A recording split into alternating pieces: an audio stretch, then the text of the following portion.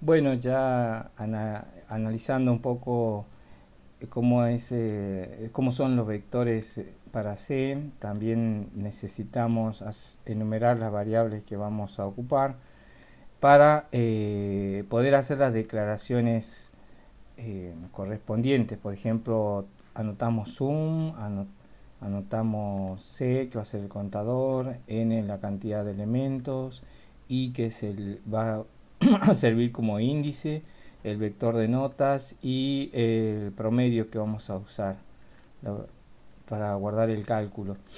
Entonces, las notas vamos a decir que son enteras porque van de 0 a 100. El contador va contando 0, 1, 2, 3, también es de tipo entero. N, que es la cantidad de elementos, también es de tipo entero. Y, que es el índice que nos va dando la posición de cada elemento, también es entero. Y notas va a ser un vector. Bien, la lista de notas va a ser un tipo vector. Y promedio, que va a ser el cálculo que vamos a realizar, va a ser de tipo real. Es lo que nosotros necesitamos determinar al principio del programa, de empezar a codificar para poder hacer las declaraciones de una forma ordenada. Aunque sé, bueno, el lenguaje nos permite declarar en cualquier momento las variables, los tipos de datos. Preferiríamos hacerlo de una forma ordenada al principio. Vamos a usar Gini para programar. Vamos a ir a archivo nuevo desde plantilla. Tenemos ahí ya la estructura básica de un programa en C. Le vamos a dar un nombre.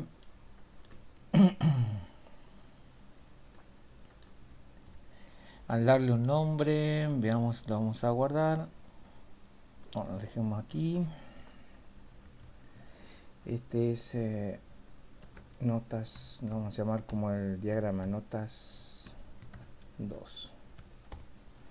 Bien, entonces el programa comienza siempre con la directiva de include para tener las funciones de entrada y salida, y luego con la línea int main y return 0 al final. Entonces lo que vamos haciendo a medida que nos vamos acostumbrando es programar, tener el diagrama e ir escribiendo su codificación en C. Dijimos que primero íbamos a declarar las variables. Sí, nos estamos olvidando de eso. A ver, coloquemos todas las variables a la vista y hacemos la declaración.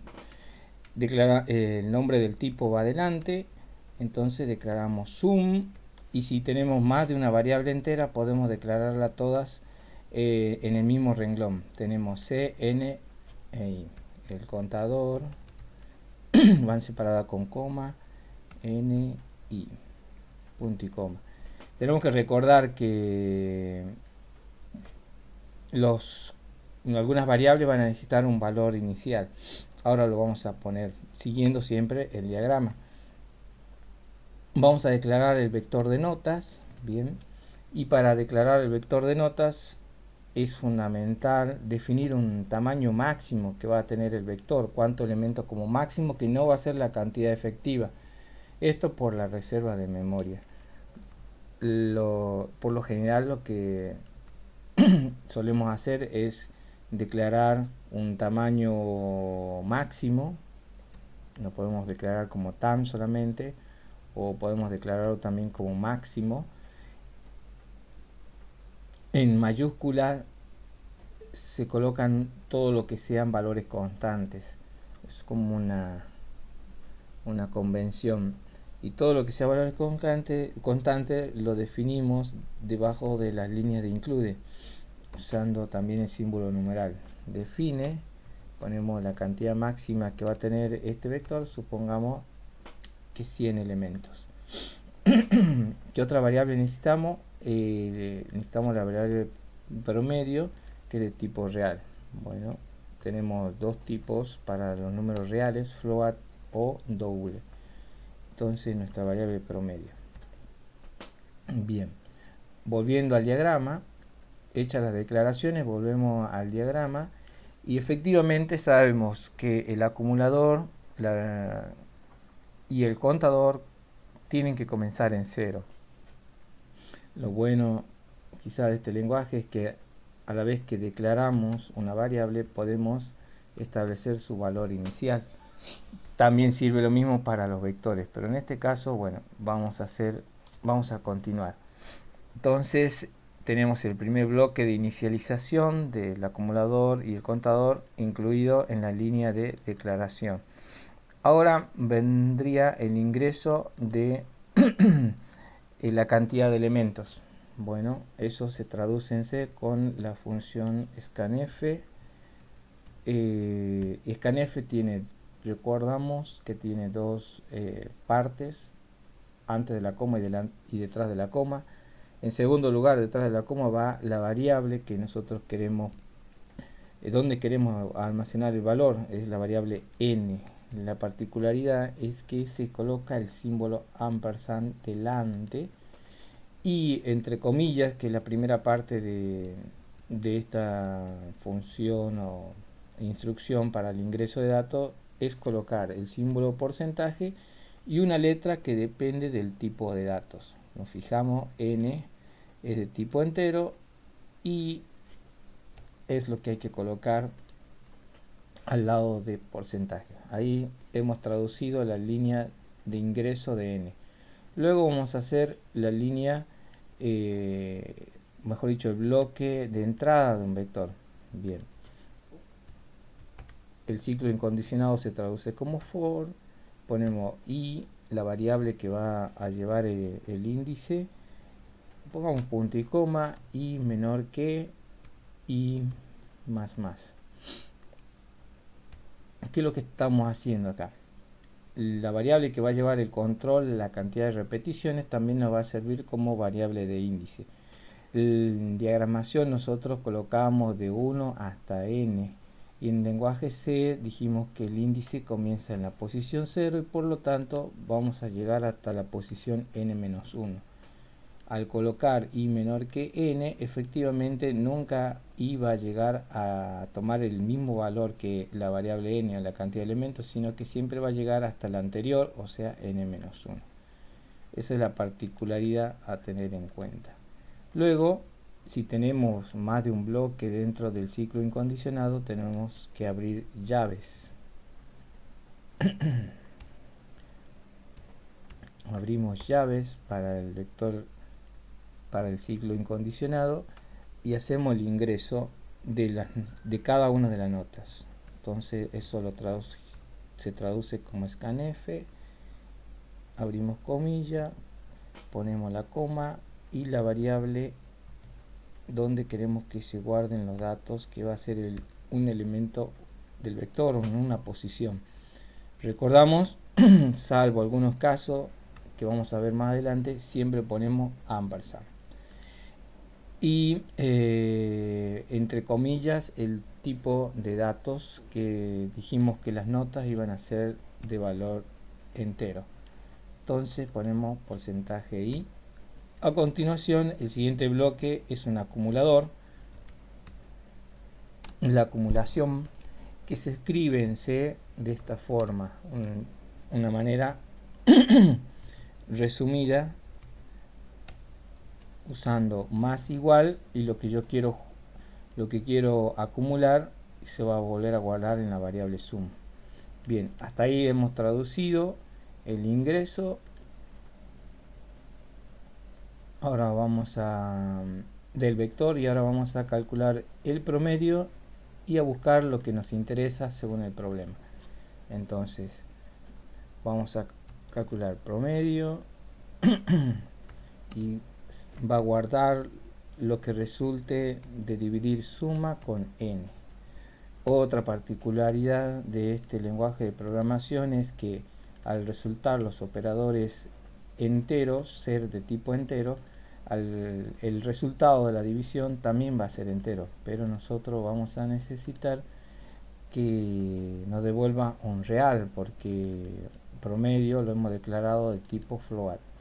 Entonces forzamos la conversión de los operadores para que el resultado de la división sea también del mismo tipo. Es una particularidad del lenguaje. Luego nos fijamos acá, vamos a hacer un ciclo de recorrido del vector. Bien, ya sabemos que el recorrido del vector lo hacemos de esta manera, con el índice de 0 hasta n-1. Entonces aquí podemos abrir llave o no, obviarla. ¿Por qué? Porque si nos fijamos dentro del recorrido tenemos un solo bloque, el bloque de decisión, así que no haría falta abrir las llaves. Vamos a hacer la traducción de este bloque con la palabra if, entre paréntesis, la condición que es que nota sub i, o sea un elemento del vector, sea mayor que el promedio. Si se verifica esto, lo que escribimos a continuación es lo que se va a realizar por la salida de verdadero, de sí, o acá dice t de true en inglés, verdadero. Bien, si esto nos da verdadero, vamos a incrementar el contador. ¿Cómo hacemos el incremento en c? C más igual 1. Como por la salida de verdadero, de sí, de true solamente realizamos una sentencia, tampoco vamos a necesitar las llaves. A continuación viene el bloque de salida, output en inglés, salida. Aquí toda la salida la vamos a traducir con printf. Y el printf, bueno, nos va a servir para mandar varios mensajes por pantalla. Por ejemplo, podemos poner sum, dos puntos, y a continuación, donde queremos que aparezca el valor de la variable, vamos a usar el mismo símbolo o la misma cadena, mejor dicho, de formato que usamos dependiendo del tipo de variable. Bien, no es la misma, porque lo que necesitamos contar o mostrar es el valor del contador. Bueno, y el contador qué tipo era. Si nos olvidamos, vamos hacia arriba y vemos que el contador también era entero. En ese caso también vamos a poner porcentaje i, pero no nos tenemos que olvidar de poner la variable. A continuación de cerrar las comillas, ponemos coma y el nombre de la variable sin ampersand. Esto puede prestarse a confusión. Sí, hay que tener en claro entonces que aquí podemos mandar un mensaje, poner la cadena de formato, coma la variable, pero en scanf no colocamos mensajes, solamente la cadena de formato y antes de la variable el símbolo ampersand. Hemos escrito nuestro programa, vamos a compilar, a ver si nos da la compilación con éxito. Construimos. Y después de construir ya podemos ejecutar, y vamos a ejecutar con nuestro caso de prueba, con los datos que teníamos al principio. Vamos para arriba, así lo tenemos a la vista, y hacemos la ejecución. Vamos a ejecutar, se lanza la consola, minimizamos esto y lo ponemos a la vista. Lo primero que nos está pidiendo es la cantidad de datos o la cantidad de notas. No pusimos ningún cartelito, por eso solamente aparece el cursor. Ponemos 10 y a continuación cada uno de los valores que nos teníamos como ejemplo: 55, enter, 60, 40, 45, 70, 80, enter, 95, 65, 70 y 30. Pulsamos enter y nos tendría que dar 5 como resultado. Dice son 5. Bueno, en este caso sí hemos colocado un cartel como para saber que eso es lo que estamos queriendo encontrar, ¿no? Para indicar. Así que bueno, este es el programa ya ejecutado. el código C del programa, bien, del diagrama que hicimos para resolver el problema. Así concluimos este ejemplo y bueno, espero que lo puedan revisar y tener en cuenta justamente lo que necesitamos para codificar un vector en C. Lo repito, lo digo nuevamente, la variable vector, la variable que lleva la cantidad de elementos y una variable que nos va a servir de índice. Sí o sí son las tres variables que necesitamos para poder programar, y no perder de vista que el índice va de 0 a n-1.